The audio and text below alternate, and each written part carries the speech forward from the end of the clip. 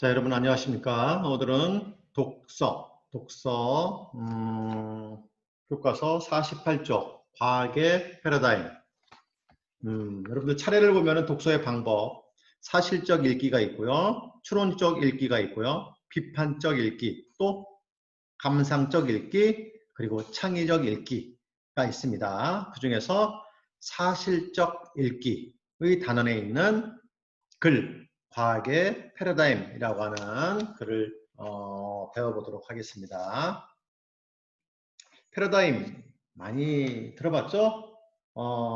미국의 과학 사학자 겸 어떤 과학 철학자 토마스 쿤이 지은 명저 과학혁명의 구조에 나오는 용어가 바로 패러다임입니다. 패러다임. 자, 과학의 패러다임.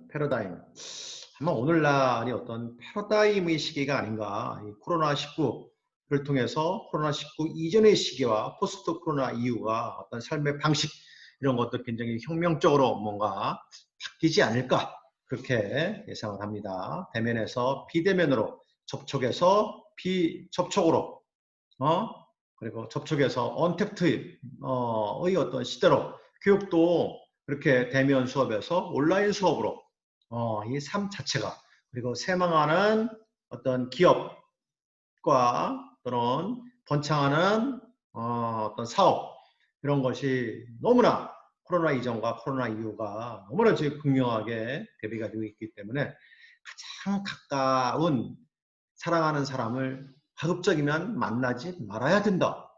말이 돼요? 코로나 이전에는 그것은 진짜 아주 옳지 않은 말이죠. 가장 가까운 사람, 가장 많이 찾아 뵈어야 되고 가장 많이 만나야 되는 것이죠. 그런데 코로나 이후에는 어때요? 가장 가까운 사람, 가장 사랑하는 사람, 부모, 친척, 선생님, 이웃, 우리 친구들 가급적이면 멀리 하래요. 이 삶의 방식이 어때요? 완전히 바뀌고 있죠. 완전히 뒤바뀌고 있어요. 이렇게 뒤바뀌는 것이 바로 패러다임에 해당이 되겠죠. 자, 사실적으로 읽기. 그러면은 글 속에 드러난 정보를 바탕으로 해서 중심 내용을 제대로 파악하고 글의 구조와 전개 방식 등을 사실적으로 파악하며 읽는 것을 의미하겠죠. 화제가 무엇인가? 중심 화제가 무엇인가? 그리고 중심 내용이 무엇인가? 중심 내용 안에 있는 세부 내용이 무엇인가? 그리고 분단별로 어떤 요점이 무엇인가? 그리고 글의 구조가 병렬적이냐? 아니면 뭐 지금 열거적이냐, 뭐 그런 것들을 이제 파악하는 거, 그 문단 간의 유기성 이런 걸 파악하는 것, 그것이 바로 사실적 읽기에 해당이 됩니다. 특히 과학과 관련된 글은 대부분 다 사실적 읽기에 해당이 되겠죠. 그럼 수능시험에서 과학 지문이 나와야 안 나와요? 하나 나옵니다. 세 문제에서 많게는 5문제. 사실적 읽기와 관련된 지문입니다. 자, 바로 본문으로 들어갈게요. 첫 번째 단락, 총 9개 단락으로 이루어져 있어요. 자, 첫 번째 단락. 바로 이제 들어가는, 처음에 해당이 되겠죠. 패러다임은 미국의 과학사의 사학자 겸 과학 철학자 토마스 쿤이 그의 명저 과학혁명의 구조에서 제창한 개념으로 이렇게 맨 처음 패러다임이라는 용어가 나오니까 그 용어가 무엇이냐 왜 나왔는가 라고 하는 개념 설명이 맨 처음에 나오겠죠. 그래 서두에서 그죠? 개념 설명 어디에 나온다고요? 그의 서두 첫 단락에서 가급적이면 나옵니다. 과학자들의 세상을 바라보고 조작하고 이해하는 틀 이렇게 정의를 내리고 있어요. 개념, 정의. 서로 다른 패러다임을 가진 사람들은 서로 다른 세상에 사는 사람들과 같습니다. 패러다임이 다른 사람들은 같은 것을 보고도 다른 식으로 해석합니다. 왜? 틀이 다르니까. 여러분들 지금 뭐 이렇게 코로나 뭐 이거와 관련되어 갖고 좌파 진영과 우파 진영 또는 뭐 진보 진영과 보수 진영 어때요? 서로 바라보는 시각이 전혀 다르죠, 그죠? 방역조차도 어떤 이렇게 다른 그 이념의 틀로 무슨 억압으로 종교 탄압으로 바라보기도 하고 반면에 방역을 해야지만이 국민의 생명과 안전이 보호가 된다라고 하는 또 다른 또 측면도 있죠. 이게 바라보는 시각차가 너무나 크기 때문에 그렇습니다. 같은 현상을 바라보고도 전혀 다른 식으로 해석을 합니다. 정근대에게는 우주가 영적이고 신비로운 그런 유기체, 이 종교적으로 해석해, 종교적으로 해석했어요. 반면에 오늘날 사람들 우주는 복잡한 기계, 과학적으로 해석을 하죠. 서로 다른 패러다임을 가진 사람들이 보고 경험하는 세계는 서로 다른 것이야. 그렇지만 패러다임을 세계관이라고 말하면 안 됩니다. 패러다임은 추상적인 세계관이라기보다는 뭐라고요? 과학자들의 연구를 이끌어주는 모범적인 문제풀이 방식같이 훨씬 구체적인 것입니다. 패러다임에는 모델, 이론, 법칙, 가설 같은 이론적인 요소뿐만 아니라 실험의 방식, 기구, 표준과 같은 물리적이고 실험적인 요소도 얽혀 있습니다. 자, 첫 번째 단락을 왜 안 넘어가? 넘어가라. 왜 안 넘어가지? 자, 잘 안 넘어가네요. 자, 첫 번째 단락에서는 패러다임의 개념이 나왔습니다. 과학자들이 세상을 바라보고 조작하고 이해하는 어떤 틀이다. 바로 세계관인데 그냥 추상적인 세계관이 아니라 매우 구체적인 세계관이다. 왜 구체적이냐? 이론적인 모습뿐만 아니라 바로 실험 방식도 바뀌어야 되고 실험 기구도 바뀌고 그리고 표준, 어떤 이게 척도, 그런 것까지도 다 바뀌어요. 바로 물질적, 실험적 요소까지 다 결합이 되어서 모든 것이 바뀌기 때문에 추상적인 세계관이 바뀌는 것이 아니라 바로 구체적인 세계관이 바뀌는 것이다. 이것이 패러다임의 개념에 해당이 됩니다. 자, 그 다음에 두 번째 단락. 일단 과학자 사회가 하나의 패러다임을 받아들이면 그 패러다임은 어떤 문제가 의미 있는 과학적 문제인지, 문제를 어떻게 풀어야 하는지, 여러 답안 가운데 어떤 답이 더 훌륭한 답안지에 대한 기준과 지침을 제공해 줍니다. 쿠는 하나의 패러다임이 지배하는 과학을 정상과학이라고 불렀습니다. 정상과학은 본질적으로 패러다임을 완벽하게 하고 확장하는 활동입니다. 퍼즐풀이와 비슷한 면이 있죠. 그렇지만 패러다임으로 설명되지 않는 변칙적인 문제들이 연이어 등장하면 정상과학은 어때요? 도전을 받겠죠? 위기 국면으로 진입하게 되고 새로운 패러다임이 등장해서 기존 패러다임을 완전히 다 뒤바꿔버려요. 뭐라고요? 과학혁명이 뒤따릅니다. 그는 과학이 정상과학 상태에서 위기를 맞고 과학혁명을 겪으며 새로운 정상과학으로 발전한다고 본 것입니다. 이걸 정리를 하면 이렇습니다. 정상과학, 그죠? 하나의 패러다임만 존재를 해. 그런데 그것이 모든 걸 설명하는 과정에서 뭔가 변수가 생겨요. 이게 아닌데 라고 하는 도전을 받게 돼요. 도전을. 위기사항이 닥칩니다. 그러면서 전혀 다른 새로운 주장, 새로운 패러다임이 나타납니다. 과학혁명의 시기죠. 이 과학혁명의 시기는 바로 정상과학, 그 기존의 패러다임과 새로운 패러다임이 서로 치고받고 싸우는 어떤 전쟁의 시기에 해당이 됩니다. 그러면서 새로운 패러다임이 져요, 이겨요. 당연히 이기게 되죠. 그러면서 새로운 정상과학의 시기로 가게 된다. 이것을 계속 반복하게 되는 것이다. 이것이 두 번째 단락의 핵심 내용입니다. 자, 다음에 세 번째 단락 볼까요? 패러다임에 기초한 정상과학에는 흥미로운 과학 철학적 특징이 두 가지 있습니다. 정상과학 시기의 과학 철학적 특징. 자, 두 가지 정상과학 시기의 과학 철학적 특징 뭐냐? 우선 하나는 패러다임과 잘 맞지 않는 사례들이 중요하지 않은 것으로 무시되거나 패러다임 안으로 포섭되곤 한다는 것입니다. 즉 하나의 패러다임 안으로 다 모든 걸 다 해석하려고 해. 해석이 되지 않는 거? 그런 거 어떤 거예요? 무시해버려. 중요하지 않은 사례로 그냥 치부해버려요.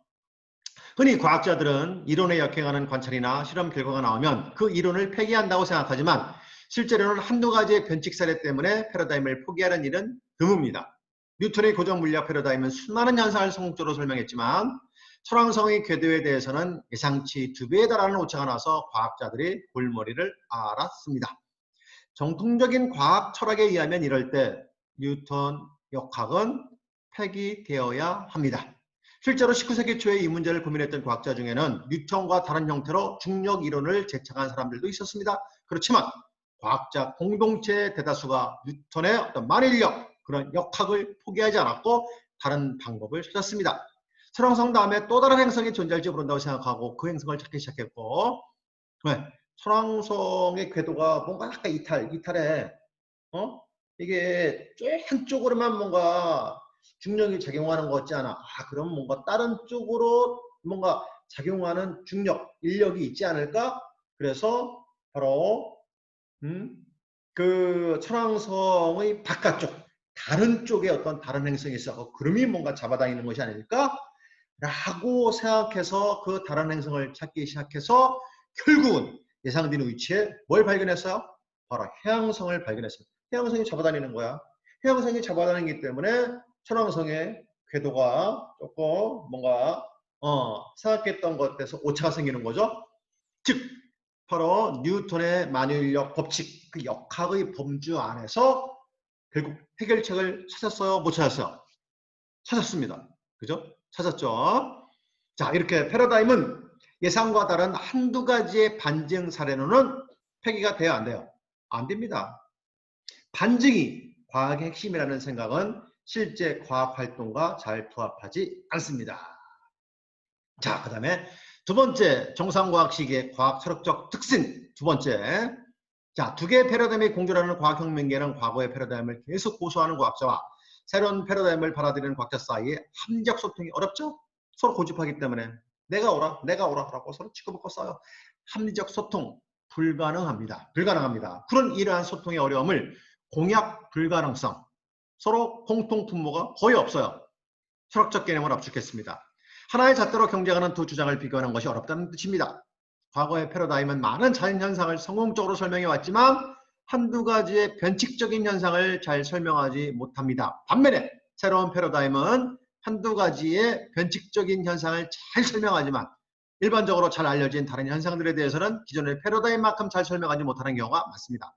많은 성공을 거두었던 과거의 패러다임은 약간의 문제에 직면하게 되는 것이고 새로운 패러다임은 미래의 가능성을 보여주면서도 많은 불확실성을 안고 있는 것이죠. 따라서 과거의 패러다임 아래에서 연구를 수행했던 구세대의 과학자들은 이것을 쉽게 버리지 못해요. 당연히 버리지 못하겠죠. 새로운 패러다임은 젊은 과학자들, 과학의 주류에서 조금 벗어나 있는 변방의 과학자들에게 받아들여지게 됩니다. 자, 이렇게 정상과학 시기에는 두 개의 복수의 패러다임이 존재하는 것이 거의 불가능에 가까워. 그러다가 과학혁명기가 되어갖고 두 개의 패러다임이 서로 공존하고 치고받고 싸우고 경쟁을 해요. 그죠? 자, 그 다음 즉 어떤 과학자 집단이 패러다임을 공유하게 되면 그때부터 그 집단은 외부의 다른 집단과 구별되는 과학자 사회의 정체성을 공유하는 것입니다. 똘똘 뭉쳐요. 따라서 하나의 과학자 사회가 두 패러다임을 공유하는 식으로 쪼개지는 상황은 없다는 것이 쿤의 생각이었습니다. 이런 상황은 패러다임을 습득하기 이전인 전 패러다임 시기에나 해당하는 이야기입니다. 정상과학 시기는 논쟁이 없는 평화로운 시기이며 과학혁명기는 두 패러다임 사이의 공약 불가능성과 논쟁이 지배하는 전쟁의 시기인 것입니다. 과학은 이렇게 전쟁과 평화를 반복하면서 전쟁과 평화, 무슨 영화 제목 같죠, 그죠? 영화 제목 그것을 갖다가 끌어들여서 설명을 하고 있어요. 자, 이렇게 세 번째, 네 번째, 다섯 번째 단락을 하나로 묶어서 바로 정상과학 시기의 어떤 패러다임의 과학 철학적 특성 그것을 얘기하고 있는데 정상과학 시기는 어때요? 하나의 패러다임만 존재하죠.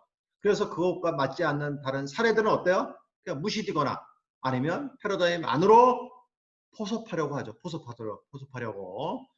이게 두 개의 패러다임이 존재할 수가 없습니다. 논쟁이 필요 없는 평화로운 시기에 해당된다. 반면에 과학혁명기는 어때요?